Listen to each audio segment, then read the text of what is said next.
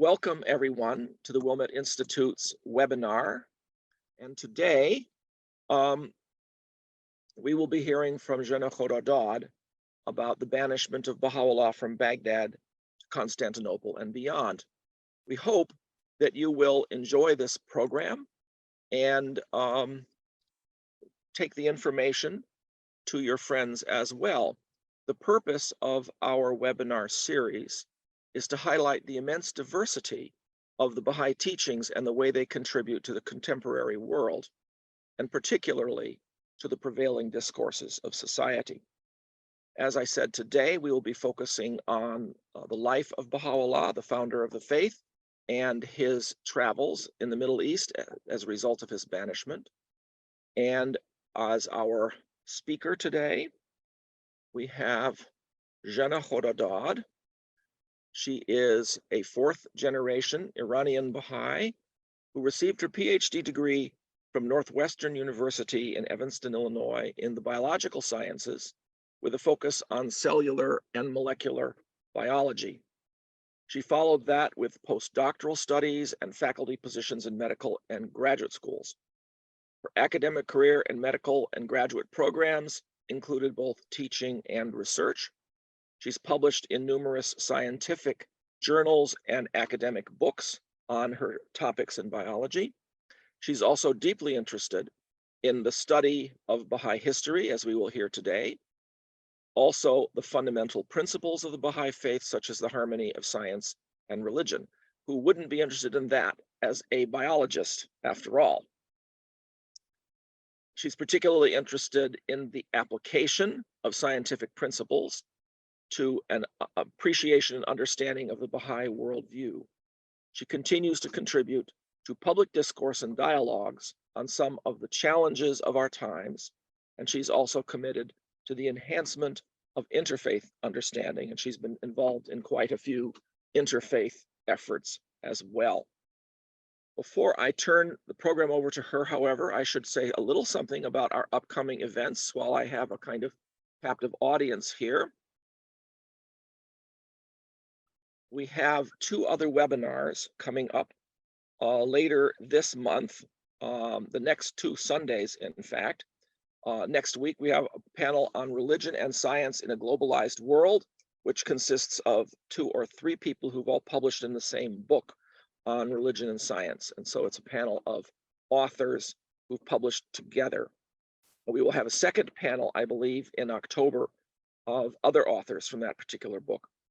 Then on July 30th, Mikhail Sergeyev will be speaking about the Baha'i faith in Russia, history and current developments. He's currently working on a history of the growth of the Baha'i faith in Russia. We have no courses this July in our Wilmette Institute extension course program, but we have 3 of them coming up in August. We have a Science, Religion, and the Baha'i Faith course starting on August the 16th, followed by a course on the 7 Valleys and 4 Valleys through Creative Arts Expression on August 23rd, and then Operationalizing Moral Excellence in Business on August 30th. All of these courses are about 7 or 8 weeks long, and you can sign up very easily on our website for any one of them. Now, having finished our little advertisement for Wilmette Institute courses, we will now turn to Jena Khadem and her presentation. Jena, welcome to the Wilmette Institute's webinar series. We're delighted to have you here today. Thank you so much for joining us, and I will now turn the floor over to you. It's a pleasure to be here. The banishment and exile of Bahá'u'lláh from Baghdad to Constantinople and beyond. It is with much pleasure that I offer this presentation in the setting of the Wilmette Institute webinar. This presentation is entitled The Banishment and Exile of Bahá'u'lláh from Baghdad to Constantinople and Beyond. Leading to the proclamation of Bahá'u'lláh to the world and its reader, its acme, the pinnacle of the disclosure of his mission. For long, my thoughts and sentiments have been centered on the suffering and hardship that Baha'u'lláh endured during the 40-year period of his 4 banishments and exiles. I continue to be inspired and fascinated by the poetry and the passion of that 40-year period, a period that culminated at its highest point, its acme in his proclamation to the world and its rulers. Through this presentation, I wish to offer my reflections, my perspective on this harsh yet magnificent period from the life of Baha'u'lláh, a period centered on the disclosure of his revelation, a period that spanned over 40 years through 4 successive banishments and exiles, taking him from his native land, Iran, to Baghdad, Iraq, and from Baghdad on to Constantinople, from Constantinople to Adrianople, and on through the Ottoman Empire, where he remained in exile to the end of his earthly life in 1892. The ministry of Baha'u'lláh culminated in his 3rd glorious phase through his proclamation to the world and to its rulers. This presentation will be accompanied throughout with PowerPoint slides. PowerPoint slides facilitate order.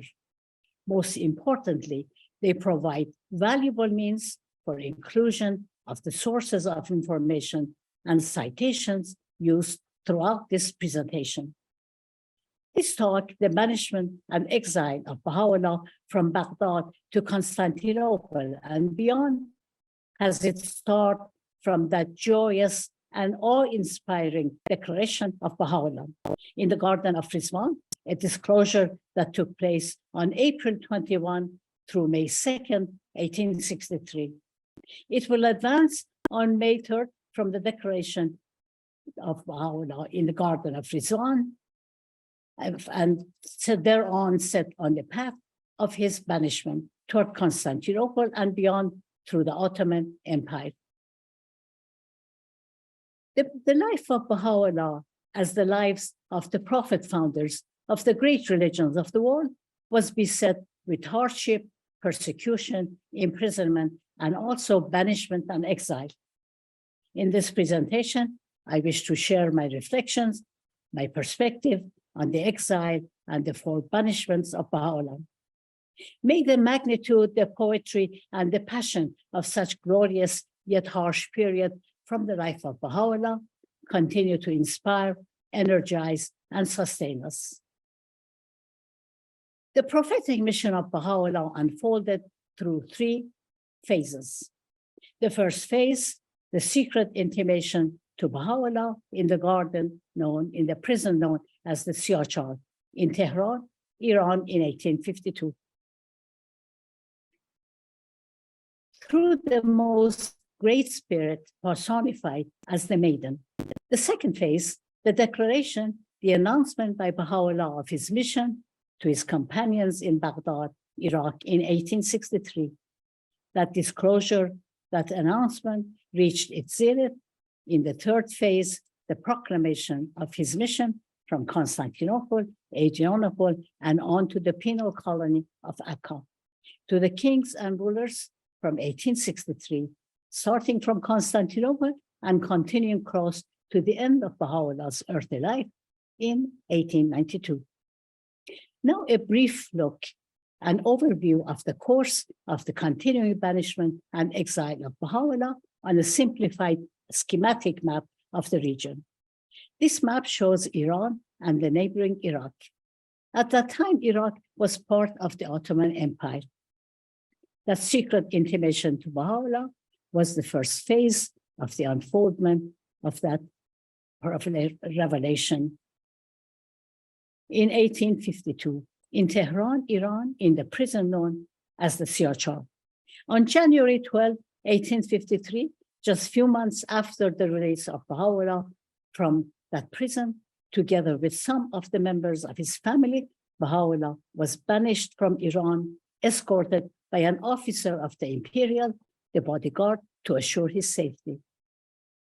He set out on a 3-month journey in severe cold of winter over the western snow-capped mountains of Iran toward Iraq, and arriving in Baghdad on April 1853. A year later, on April 8, 1854, together with an attendant, Baha'u'lláh suddenly set out toward the wilderness of Soleimaniye in the mountains of Kurdistan. Removed from human habitation, he lived in Sargalu mountain. His sojourn in Sargalu may be likened to the seclusion of the prophet founders of the great religions of the world. Moses went to the mountain, Mount Sinai. Moses stayed there for 40 days and 40 nights. He received the 10 commandments. Jesus went to the wilderness, the desert. Muhammad went to a cave in Mount Hira near Mecca and received messages through Gabriel. After almost 2 years of seclusion in Soleimaniye, Baha'u'lláh returned to Baghdad on March 19, 1856. 7 years later, on April 21, 1863, was that magnificent second phase in the announcement, disclosure of his mission. In that idyllic setting that has come to be known as the Garden of Ridvan.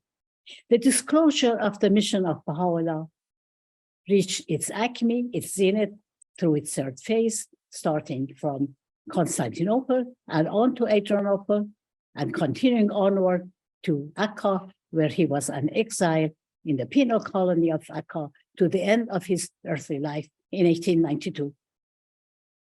The second phase in the unfoldment of Baha'u'llah's prophetic mission was in the Garden of Ridvan. The Declaration of Baha'u'lláh in the Garden of Ridvan, known as the Najibiyya Garden.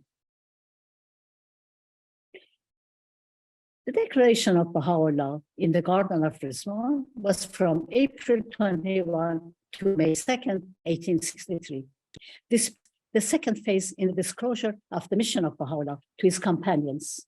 This phase was followed by that final glorious stage, his proclamation to the kings and rulers of his time. Now I wish to reflect on that celebrated declaration in the Garden of Ridvan. Baha'u'lláh was in the Garden of Ridvan from April 21 to May 3rd.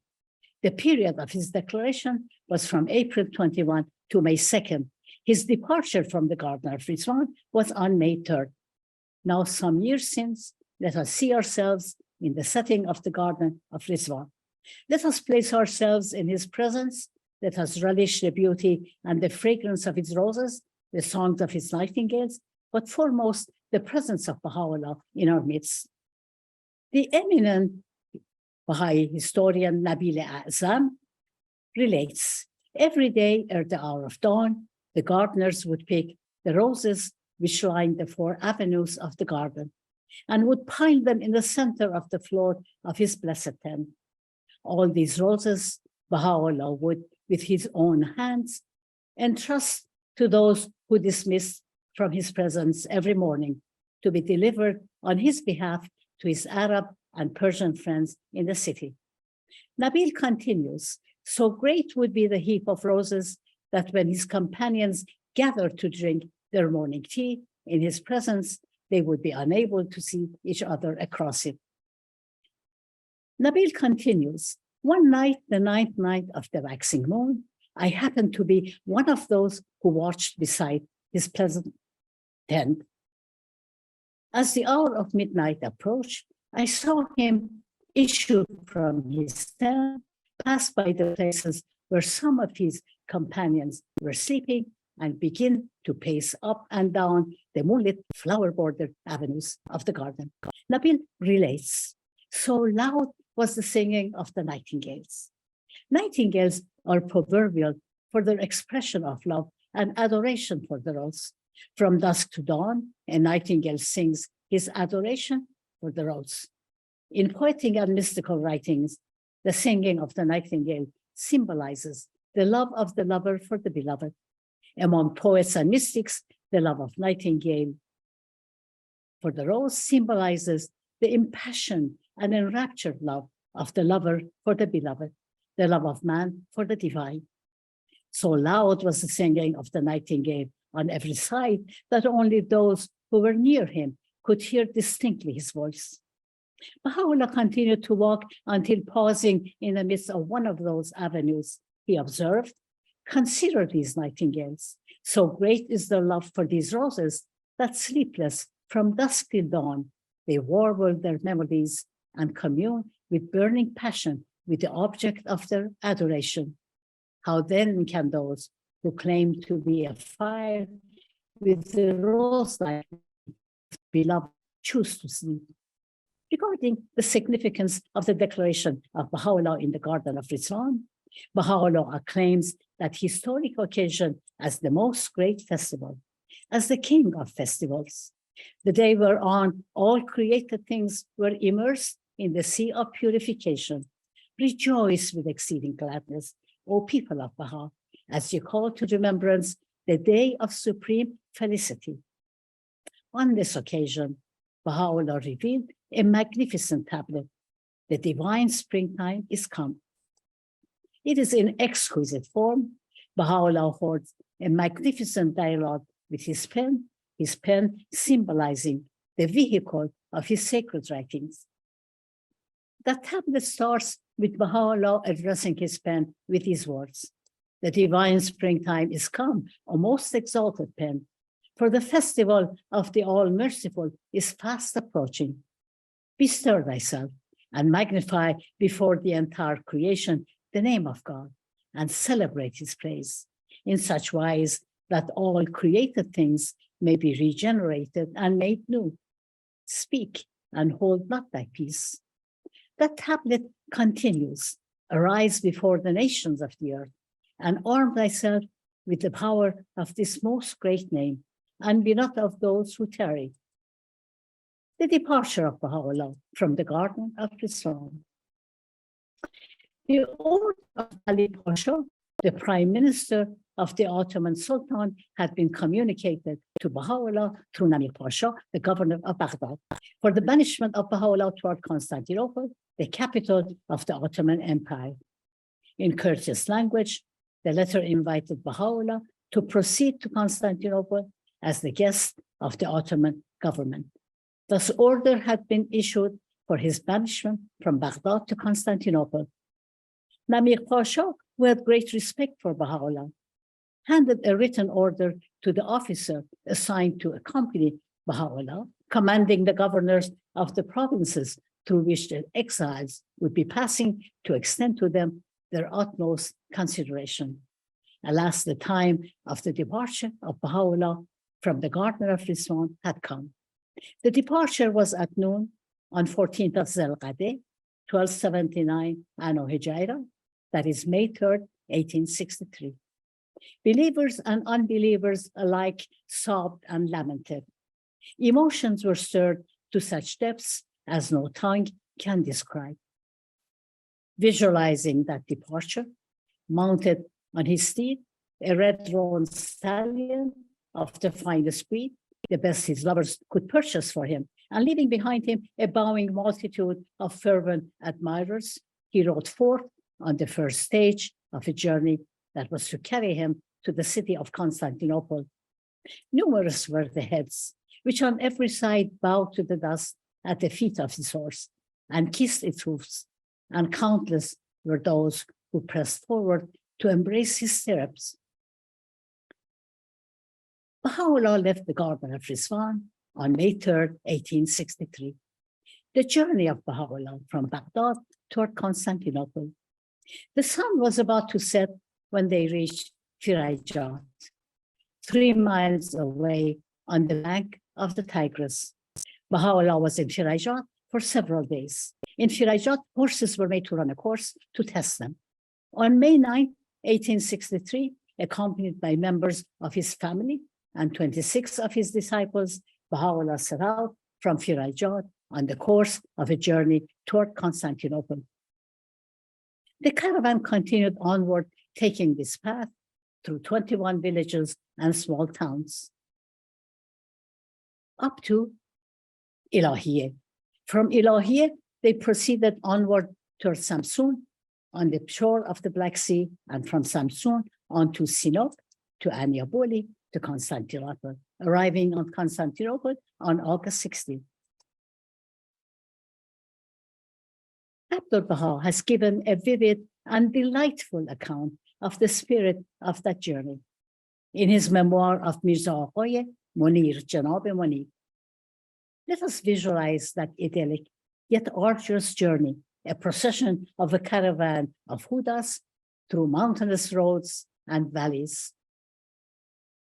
A distance of almost 1,000 miles in 110 days headed towards Samsun on the shore of the Black Sea. A caravan towards Samsun on the Black Sea.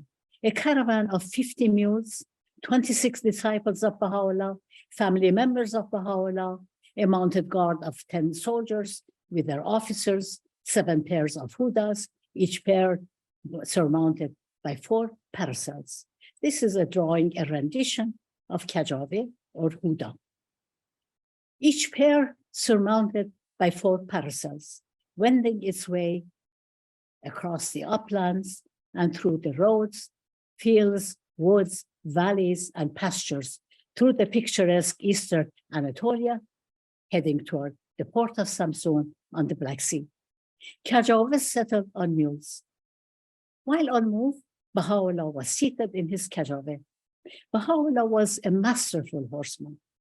He would mount his horse when approaching a village or town to meet the officials. Let us bring forth those scenes. Haji Mahmud walked in front, holding the reins of the mule, which bore Baha'u'llah's Kajave. Ibrahim Amir Neirizi and Janab Munib walked on either side of the Kajave of Baha'u'lláh. Munib, an accomplished youth, educated, a calligrapher and a poet, carried a lantern in front of the Kajave of Baha'u'lláh. Munib insisted on walking the entire distance of 1,000 miles along Baha'u'llah's Kajave on foot. Abdul-Baha, at that time 19 years old, describes how many nights he and Janab Munib walked on either side of the Huda, the Kajave of Baha'u'lláh. Let us call forth those stirring scenes. As they proceeded throughout the way, they sang continuously. They sang with ecstasy and in jubilation. One of their songs was an ode from the Persian poet Hafiz. In the Persian language, بیا تا گل برافشانیم و می در ساغر اندازیم فلک را سخت بشکافیم و طرحی نو در اندازیم. Come, let us scatter roses. Let us burst through the roof of heaven and bring forth a new order. In this manner, the caravan continued on this path. Let us visualize once again the path of that magnificent procession. They proceeded through over 21 small towns and villages, uplands and lowlands, to Ilahiyeh. From Ilahiyeh, they proceeded towards Samsun on the Black Sea, and from Samsun to Sinop, and on to Anyabuli, and on to Constantinople, where they arrived on the 16th of August. Throughout its arduous journey towards Samsun, they had numerous challenges, including repair of Kajave, guiding horses, the care, well-being, and feeding of animals, tortuous roads, and hazardous mountain passes. Due to the heat of the day, it was customary to travel by night. Thus, at times, they lost their way. The account of this journey was related by the devoted Akka Hussein Ashchi, a native of Kashan. Ashchi served as a cook. He accompanied Baha'u'lláh during all stages of his exile to Akka. Ashchi lived throughout the period of the ministry of Abdul-Baha and into the early years of the ministry of the guardian of the Baha'i Faith, Shoghi Effendi. He recorded much of this history. Each day that they traveled, they covered a distance of 25 to 30 miles. Each person had daily tasks and responsibilities, with a detailed list of daily duties and those who were assigned to discharge them. At the end of the day, on reaching a Karmansaray, from sheer exhaustion, they would go to sleep. Abdul-Baha had little rest. During the stops, he saw to it that the large party, including the animals, were supplied with food and daily necessities. Each one of these places had its own adventures and challenges. By virtue of the written order of Ali Pasha, the governor of Iraq, enthusiastic reception was afforded to the caravan. In some of these places, they received the warm welcome of its officials and inhabitants. In some of these stops, they were received with splendor, with government cavalry, flags, and drums. In some stops, the whole town came out to hail them and see the safe passage of the caravan. In some of these places, such as Salahiyeh, high officials, the Qa'im Maqam himself, and other notables came to greet the caravan, offered their respect, and held a festival in their honor. In some stops, such as Zaku, they were also received and greeted by the Qa'im Maqam and other notables who had waited at the roadside to greet them, had prepared a feast for them, provided protection, and escorted them. In Mardin, the road lay through this main street of Mardin. Government cavalry with flags flying and drums beating preceded the caravan, escorted by the Mustarif, the governor himself, and other high officials and notables. The whole town had come out to see the passage of the caravan. In Kharput, the acting governor general came to call on them, offering support from the governor general, Ali Pasha. In this manner, the caravan continued on this path through the picturesque Eastern Anatolia, coursing through fields, woods, pastures, valleys, lowlands, and uplands of mountains, such as this in Amasya. In such spirit, they coursed through the entire path towards Samsun on the Black Sea. Throughout, they continued singing those very verses from Hafiz, again, Biata, Gol Barafshanimu, Meidar Sagar Andazi, Falak Rosak, Bishkofimu, Tarhino Darams. Come, let us scatter roses. Let us burst through the roof of heaven and bring forth a new order. That journey was idyllic. That journey was blissful because Bahá'u'lláh was in their midst. At times it was arduous, the challenges were extreme, yet there was jubilation with songs and poetry. The presence of Bahá'u'lláh made it heavenly. The course of Bahá'u'lláh's banishment from Baghdad to Constantinople on a schematic map of the region.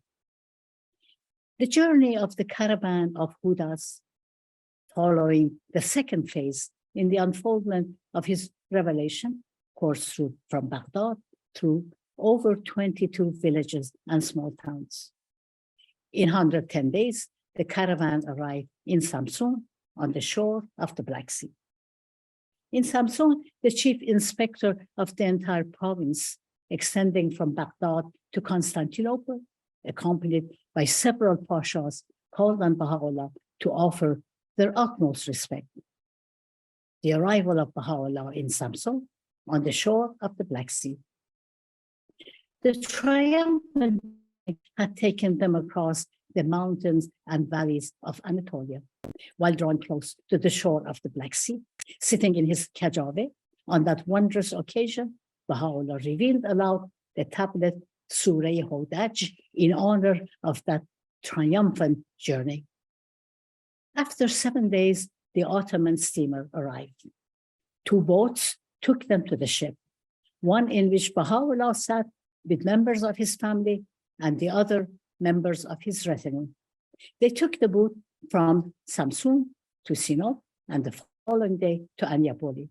On the 3rd day, Sunday, August 16, 1863, Bahá'u'lláh arrived in Constantinople, Istanbul. The arrival of Bahá'u'lláh in Constantinople, August 16, 1863. Constantinople, the capital of the Ottoman Empire and the seat of the Caliphate.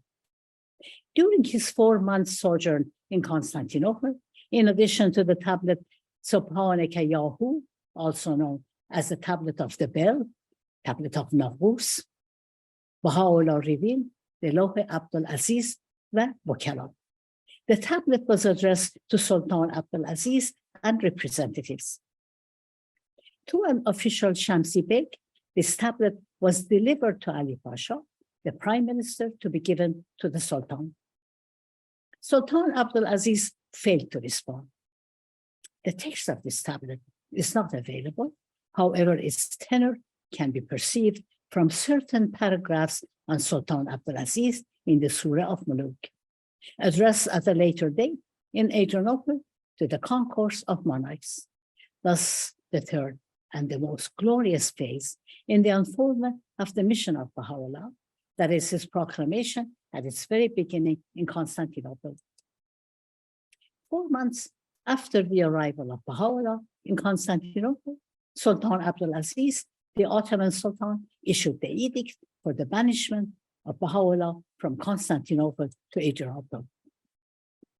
This decision involved Ali Pasha, Sultan's prime minister, and Fuad Pasha, the Sultan's foreign minister, and also Mirza Hussein Khan, the Persian ambassador.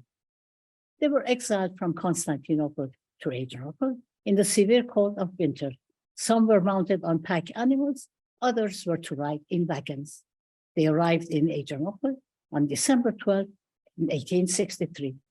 This was the third banishment of Baha'u'lláh. The proclamation of Baha'u'lláh that had its beginning in Constantinople continued on with fuller force and greater intensity in Adrianople.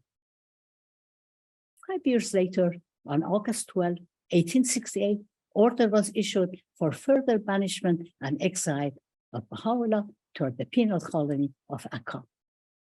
This was the fourth banishment of Baha'u'lláh. The course of continuing banishments and exile of Baha'u'lláh, leading to his proclamation to the kings and rulers of his time, the third glorious phase in the unfoldment of his revelation, may be seen on a schematic map of the region. Phase 1 was the secret intimation in 1853 in Tehran, in the Siachal, the Black Pit. It led to his banishment toward Baghdad. Phase 2, the announcement of his mission in the Garden of Ridvan to his companions in Baghdad. This was followed with his banishment to Constantinople, taking this course through 22 villages. And phase 3, his proclamation, starting from Constantinople and Adrianople. On August 12, 1868, Baha'u'lláh and some of its followers, accompanied by Turkish captain together with his soldiers, set out on a 4-day journey, riding in carriages and stopping on their way at Uzun Köprü and Kashane, arrived in Gallipoli. And from there, they were banished, taking this course to Smyrna, on to Alexandria, and arriving in Akka.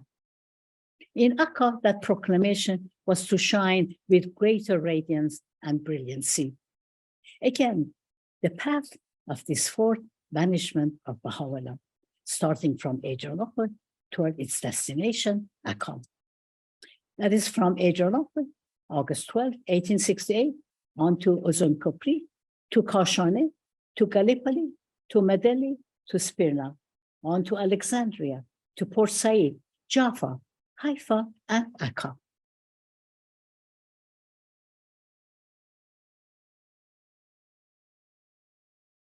Arriving in Akka on August 31, 1868. Along this path, on the way from Kashane to the next stop, Gallipoli, Baha'u'lláh addressed the Surah of Rais to Ali Pasha, the prime minister of Sultan Abdulaziz, wherein Baha'u'lláh warned and foretold the demise of the prime minister. Shortly after his arrival in Akka, Baha'u'lláh sent a second letter, Lohe Rais, to Ali Pasha, wherein Baha'u'lláh predicted that God's wrathful anger will seize him. Almost after a decade, the government of Ali Pasha was swept into oblivion. Another tablet, Lohe Fuad, was also sent from Akka. Fuad Pasha had been the Ottoman foreign minister, wherein Baha'u'lláh affirmed his predictions. The arrival of Baha'u'lláh in the Bay of Akka on August 31, 1868. Akka was the penal colony to which murderers, highway robbers, and political agitators were consigned from all parts of the Turkish Empire. It was the most desolate of cities. People came to jeer him, the new arrival, a prisoner, and an exile. Baha'u'lláh had assurance of the victory of his cause. Upon arrival in Akka, he had a most glorious and sublime vision of the triumph of his cause. That may be thus envisioned through my rendering of the next image. The banners of light. In the tablet, the Lawh Sayyah, Baha'u'lláh states, upon our arrival, we were welcomed with banners of light. Whereupon the voice of spirit cried out, saying, soon will all that dwell on earth be enlisted under these banners. Thus Baha'u'lláh was assured and thus predicted the optimal success of his cause. Together with those who accompanied him, Baha'u'lláh was cast in the prison of Akka, known as the Most Great Prison. The prison in which murderers, highway robbers, and political agitators were consigned from all parts of the Turkish Empire.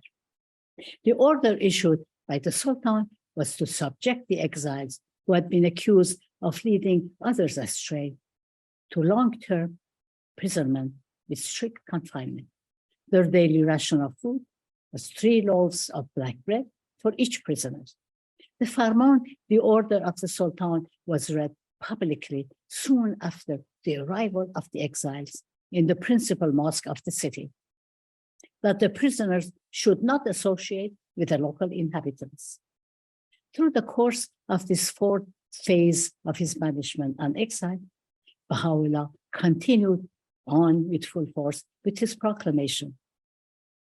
Baha'u'lláh continued to address the kings and rulers of his time, a process which had started from Constantinople and Adrianople and had continued through the course of his banishment to Akka, now proceeded from the Most Great Prison of Akka. During the course of his imprisonment in the Most Great Prison, some of his followers traveled on foot from distant parts just to catch a glimpse of him. Baha'u'lláh viewed them from that upper window of his cell in the Most Great Prison, overlooking the desolate Bay of Akka. They felt blessed to see just the motion of the hand of Baha'u'lláh. From that prison, Baha'u'llah's proclamation to the kings and rulers continued, shedding its light with yet greater intensity, with greater brilliancy. In the words of Abdul Baha, it was a star, now it became a mighty sun. Baha'u'lláh was in the Most Great Prison over 2 years. Due to the mobilization of Turkish troops, Baha'u'lláh and those who accompanied him were removed from the barracks. The proclamation of his mission continued after Baha'u'lláh left the Most Great Prison. From the house of Abud in Akka, within the city wall, in 1873, Baha'u'lláh revealed in Arabic. Many copies of these were made. The Book of Abbas, his most holy book. Therein, Baha'u'lláh delineated the charter of the future civilization. Therein, he addressed some of the noblest passages of his most holy book. Therein, he issued summons to several sovereigns and also to the presidents of the Great Republic of the West, and addressed collectively the body of ecclesiastics.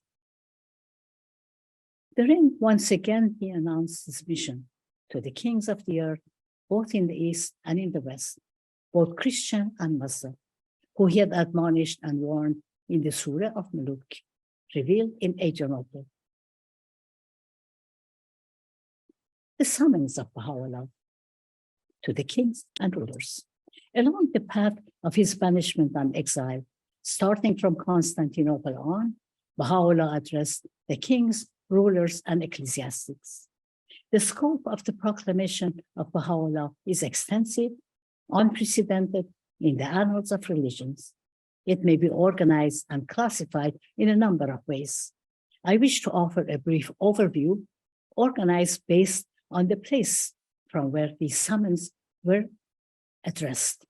From Constantinople, tablet to Sultan Abdulaziz, the Ottoman Sultan. From Adrianople, the first tablet to Napoleon III, tablet to Nasruddin Shah. Later, this tablet was carried from Akka and hand-delivered to the Shah by the heroic youth Badi. Tablet to the kings collectively, that is Surah of Muluk, to the entire company of monarchs of East and West.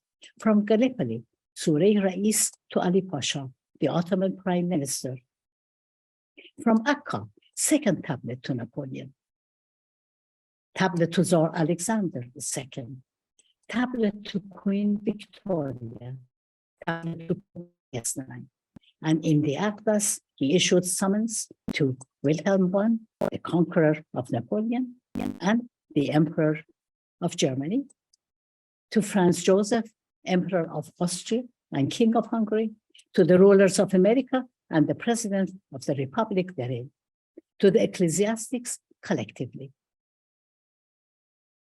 Two previously mentioned tablets sent from Akka complete the overview of the scope, extent, and range of these summons. That is also from Akka, Lohe Rais to Ali Pasha, the Prime Minister of Sultan Abdulaziz, and Lohe Fuad, addressed to Fuad Pasha, the Foreign Minister of the Sultan. His third glorious phase in the disclosure of Baha'u'llah's revelation, his proclamation to the kings and rulers, its zenith, its pinnacle, was expansive with a wide scope. It encompassed letters and summons to the king and rulers collectively, and also to the kings and rulers individually. Baha'u'llah wrote to the religious leaders, ecclesiastics of the Zoroastrian, Jewish, Christian, and Islamic faith, and to an individual ecclesiastic. His proclamation had a wide scope. It may be thus classified to the kings and rulers individually, to the kings and rulers collectively, to an individual ecclesiastic, to the ecclesiastics collectively. The proclamation of Baha'u'llah, the kings and rulers addressed by Baha'u'llah individually. The summon of Baha'u'llah to individual kings and rulers is extensive. These bear significant implication, requiring an in-depth study and reflection against the context of the history of their times. Therefore, in the interest of brevity and conservation of time, I wish to very briefly introduce those kings and rulers addressed by Baha'u'llah. Let us meet them. These were Napoleon III, Emperor of the French, who ruled from 1852 to 1870. Baha'u'llah addressed Napoleon twice. The first was from Adrianople. It was reported that Napoleon threw aside the tablet sent to him by Baha'u'llah. The second time was the tablet Baha'u'llah sent to Napoleon from Akka, forwarded through the French minister in Akka. In this tablet, Baha'u'llah predicted the downfall of Napoleon. To Kaiser Wilhelm I, in the Atlas, Baha'u'llah issued summon to Kaiser Wilhelm I. In his summon to Kaiser Wilhelm in the Atlas, Baha'u'llah predicted that lamentations of Berlin would be raised and that the banks of Rhine would be covered in gold. The first lamentation of Berlin relates to World War I, and the second lamentation of Berlin to World War II. Franz Joseph, the Emperor of Austria and the King of Hungary. Tsar Alexander II, the all-powerful Tsar of Russia. Queen Victoria, Queen of United Kingdom and Ireland, and also Empress of India. Nasruddin Shah, the Shah of the Qajar dynasty from 1848 to 1896. To Nasruddin Shah, Baha'u'llah revealed a tablet, the lengthiest epistle to any single sovereign, wherein he adjured Nasruddin Shah to rule with justice, described God summoned to himself to arise and proclaim his message, proclaim his belief in the unity of God and in his prophets, uttered several prayers on behalf of the Shah. In that same tablet, Baha'u'lláh demonstrated the validity of his mission, expressed the wish to be brought face to face with the divines of the age, to produce proofs and testimonies. This tablet was hand-delivered to Nasruddin Shah, as already mentioned, by the heroic youth Badi. Nasruddin Shah was assassinated on May 1st, 1896, at the shrine of Shah Abdulaziz on the eve of the Grand Jubilee that was to celebrate and honor him. Thus, his rule came to an end in 1896. The Qajar dynasty came to an end in 1925. Sultan Abdulaziz, the Ottoman Sultan, was responsible for 3 decrees of banishment of Baha'u'lláh. As a consequence of a palace revolution, Sultan Abdulaziz was deposed, condemned by a fatwa of the Mufti of his town, his capital, and was later assassinated in 1876. The 600-year Ottoman Empire crumbled. It came to an end on November 1922. Pope Pius IX, head of the Catholic Church from 1846 to 1878, as a prisoner in the army barracks of the penal colony of Akka, Baha'u'lláh addressed a most weighty epistle to Pope Pius IX, in which he addressed the Pope with authority and majesty, wherein he identified himself as the return of Christ in the glory of the Father. The papacy of Pope Pius IX brought a turning point in Catholic history, a virtual extinction of Pope's temporal sovereignty.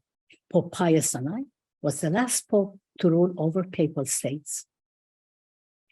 In the end, thus, Baha'u'lláh also admonished the rulers of America and the presidents of the republics therein. With these words, adorn ye the temple of dominion with the ornament of the remembrance of justice and the fear of God, and its head with the crown of remembrance of your Lord, the creator of heavens. Bind with the hands of justice the broken, and crush the oppressor with the rod of the commandment of the Lord, the ordainer. Such are the words directed at America and its rulers. The American nation has been endowed with a spiritual destiny, a lofty destiny, to raise the banner, to unfurl the standard of the most great peace. The scope of the proclamation of Baha'u'lláh to the kings and rulers. The proclamation of Baha'u'lláh was expansive.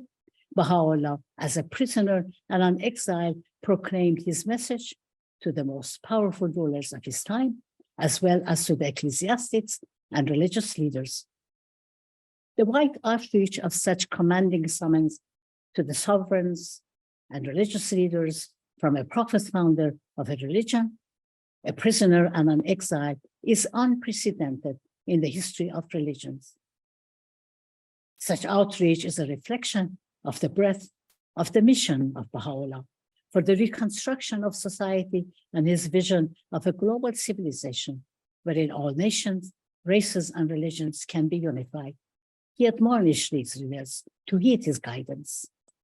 The proclamation of Baha'u'lláh to the kings and rulers, the path to peace. These letters were addressed at a critical point in history.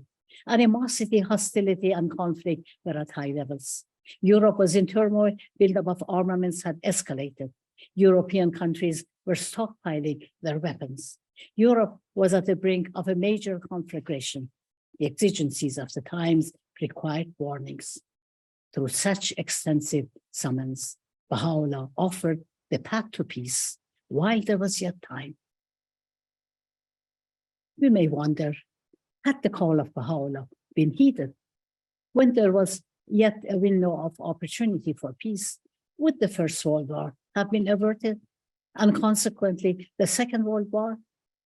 Baha'u'lláh offered the path to peace while there was yet time. It was not heeded.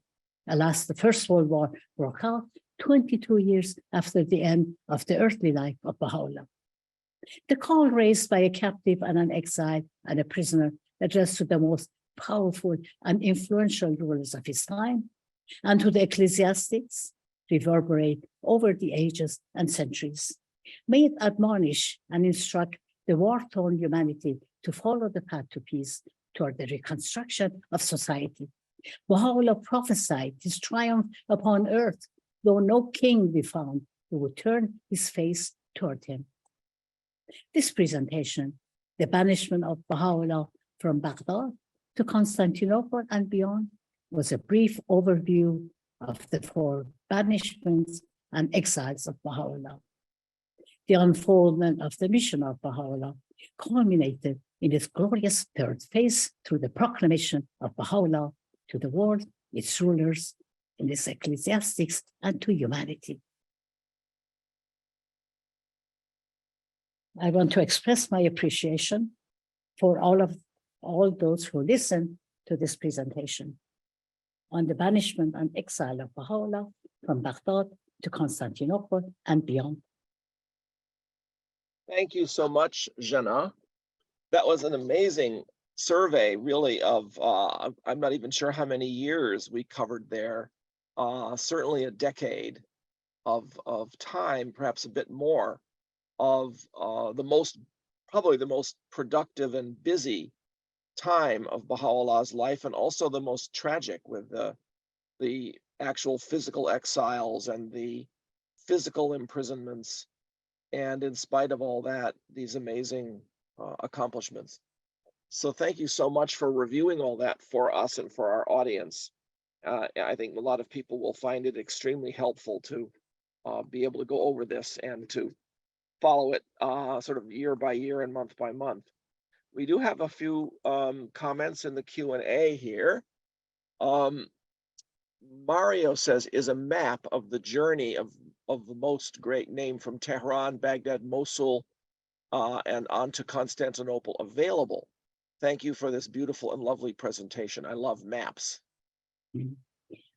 I am not on the question to me means the import of that would imply that there probably likely there is such a map in several books, but at this moment I can't refer to the source of these.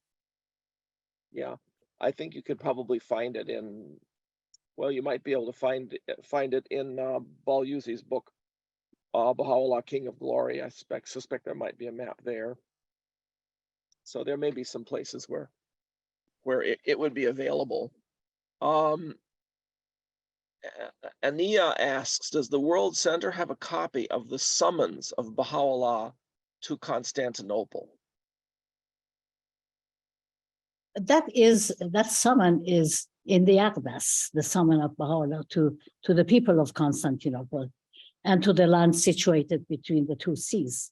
I'm not aware, and if it is there, undoubtedly the World Center has access to it.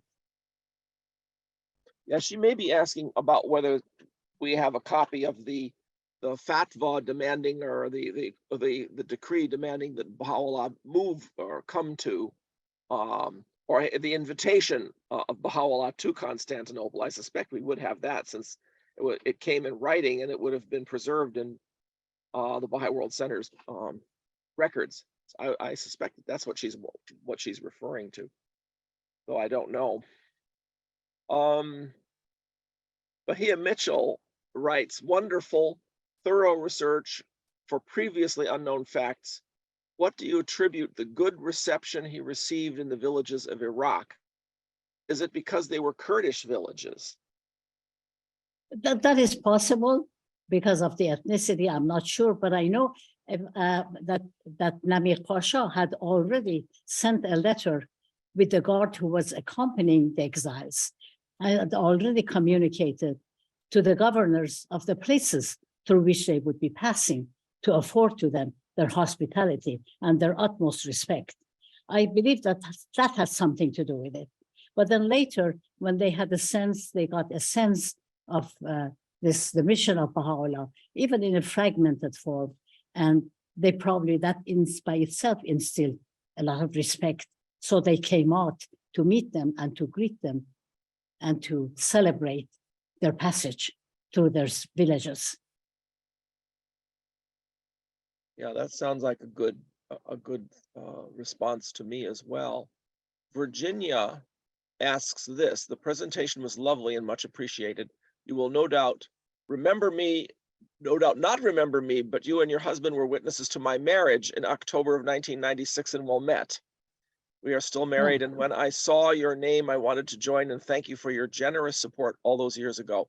As I said, your presentation was lovely and I enjoyed it very much. Best wishes, Virginia Twombly.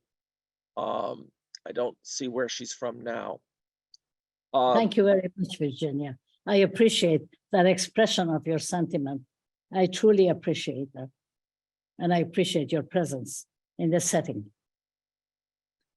Shahala asks this question: were all the members of the Holy Family with Baha'u'lláh on this trip?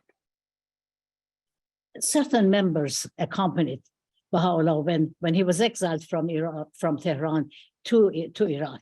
Certain members accompanied Baha'u'lláh, but not all of them. Right, Mirza Mehdi came later, for example. Yes. But presumably Mirza Mehdi accompanied Baha'u'lláh from Baghdad forward to Istanbul and Edirne, and then on to Adrianople, I suppose, because he was older by then. Yes, yes. Because he was born in, was it, no, Baha Khanum was born in 46 or 48, I can't remember which, so he was born after that. So he was quite young when they crossed the mountains from Tehran to Baghdad.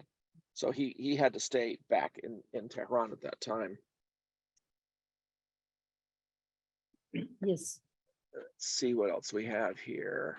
There's some other questions here.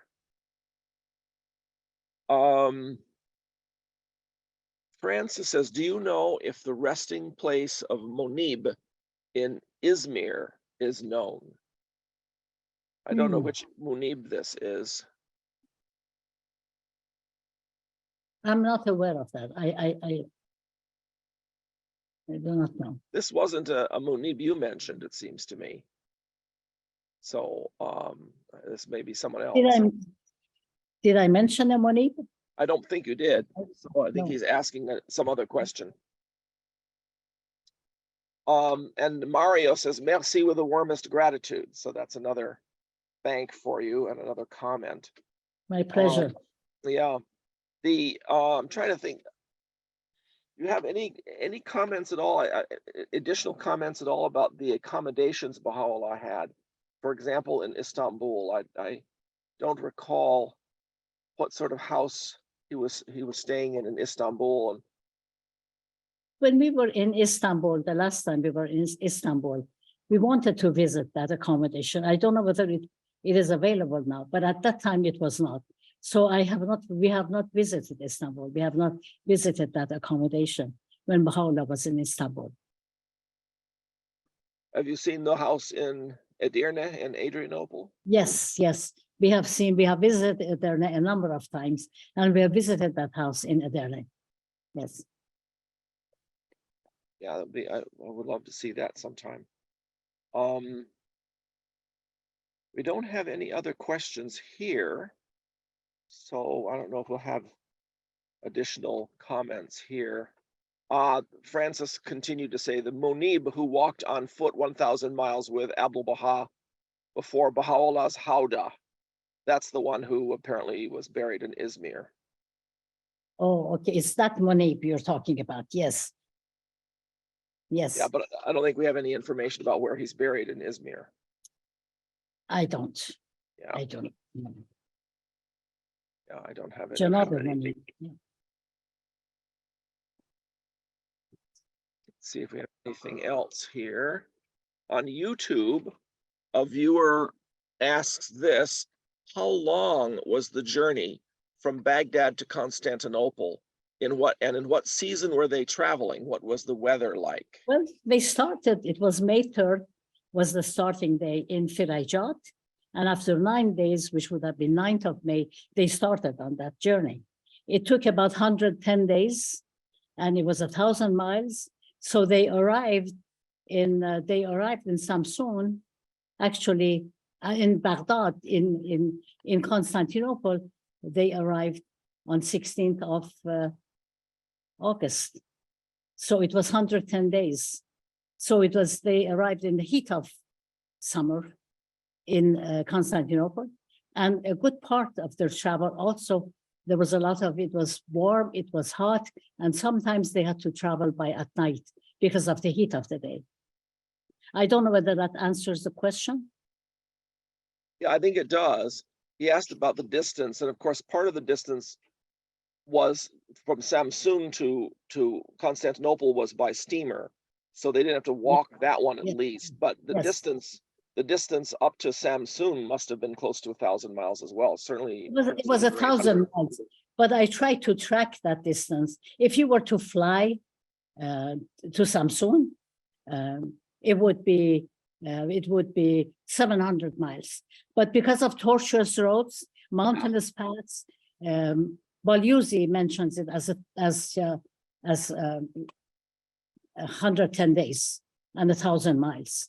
So that sounds very reasonable. Yeah. Without travel, because there are various mishaps to the hudas, the animals. So some days they did not travel, and they tried to travel at night because the day was too hot. And so the tortuous roads, and taking all of that into consideration, I think 1,000 miles is not an exaggeration. Yeah. Yeah, that sounds about right to me. Let's see. So that was, we had that particular question twice, okay. When Baha'u'lláh was imprisoned and banished, does the Baha'i Faith own the properties today where he was imprisoned and banished? You mean where he was imprisoned in Iran? Well, I think they're referring to the various places in Constantinople, Adrianople, Akka, and Baghdad, of course. In Adar, we are aware that what those sites were. In Baghdad, I don't believe so. In Baghdad, the Garden of Ridvan, which was Najibiya Garden. That's now in the middle of a hospital complex, I understand, because it was built over. That's what I've heard. And of course, the house of Baha'u'lláh in Baghdad was confiscated way back in the 20s, and then it was demolished. But the properties in Akka we own where he lived. Oh, that is for sure, yes. Yeah, and people go on pilgrimage to see those all the time, fortunately. Let's see, I think that was the answer to that question. And let's see what else we have here. We may have a few more coming in. I don't see anything else right now. So perhaps we can wrap this up. I don't know. Do you have any other closed comments or anything else you want to mention? Well, what I want to say that this was a wonderful project, and I want to express my appreciation to the audience and also to the webinar, because it compelled me to really dig into the books, and I consequently become very excited and inspired by the whole process, and in particular, that journey from Baghdad to Constantinople. Yeah. It was very moving how that happened. And I think maybe at some future time, I don't know whether it's possible or not, but I'm just fantasizing. There could be maybe a reenactment of that by Baha'u'lláh, by individuals taking that journey in the memory of Baha'u'lláh. I don't know if that's possible or will ever happen, but I was fantasizing with that possibility. Perhaps someday in the future when it's safer to cross all of those international borders, it'll be a little easier to do. No, I don't know how many borders there would be. Actually, from Baghdad, there would be a border there, continuing on to Constantinople, straight through Anatolia. It probably would not be that prohibitive, but then of course it would never be the same, because these were sometimes backward villages, very harsh surroundings. But even if it were to be harsh, experience, that in itself would be uplifting. Yeah, nowadays there's probably a good road, and you might not be able to go through all the same villages, but you could probably go from Baghdad to Samsun in 2 days on a road by car. You know, if it's probably less than 1,000 miles now because of tunnels and road cuts and things. You know, you might actually have difficulty trying to follow the exact paths Baha'u'lláh followed, because a lot of them may be underwater because of dams and all sorts of things. But that would be quite an interesting experience. But Alex, it is that episode from Baha'u'llah's, the travel from Baghdad to Constantinople, for me anyway, when I started studying it, and I said, oh my gosh, all these years I had not been completely aware of that. And it was, for me, it was a new revelation. Maybe it is for some among the audience too. We read about the exile of Baha'u'lláh from actually Constantinople, Adrianople, and on. That is somewhat more familiar, but that journey on these Hudas Kajave, in that form, in that way, with that many people and with so many obstacles, is something that had not infiltrated into my psyche. But now it has, and I want to thank you for this invitation. How long did it take you to do the research? Quite a long time, because I read a number of books, whatever was available. Yeah, but it was joyous research. Oh, I'm sure. It was We do have exciting. another question from Alex Boyson. What might have been the significance of the banishment, particularly from Constantinople to Adrianople? Was Adrianople of any special importance in the Ottoman Empire? Adrianople was quite a significant city in the among the Ottoman Empire. It was those of you who have visited Adrianople, Edirne, that point is often mentioned, how important Edirne was in the Ottoman Empire.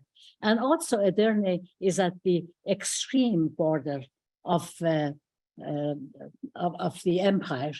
In fact, it has been said that with Baha'u'llah's banishment to Adrianople, he was the only religious founder of a religion who actually his banishment transversed and extended to the European continent, because Adrianople is technically part of the European continent. Yeah. Yeah, in fact, it's not that many miles from both the Greek and Bulgarian borders, from what I understand. It's right at the very edge of Turkey there. And besides, Edirne was the capital at one time of Yes. the Ottomans. Yes, before they took Istanbul, it was the capital. Yeah. Yeah, it's quite an interesting point as well. And it has some pretty magnificent mosques as a result of that. Well, I don't see any other comments and questions. So I want to thank you again, Jena, for this marvelous presentation. And I want to thank everybody for joining us today for the Wilmette Institute's webinar series. We hope that you have enjoyed the program and you will take many insights from it into your life and to discourse with others. Please tell others about our series so they can benefit also from our amazing array of top topics that the Baha'i Faith covers. We hope to see you all again soon, and thank you very much, and goodbye. Thank you.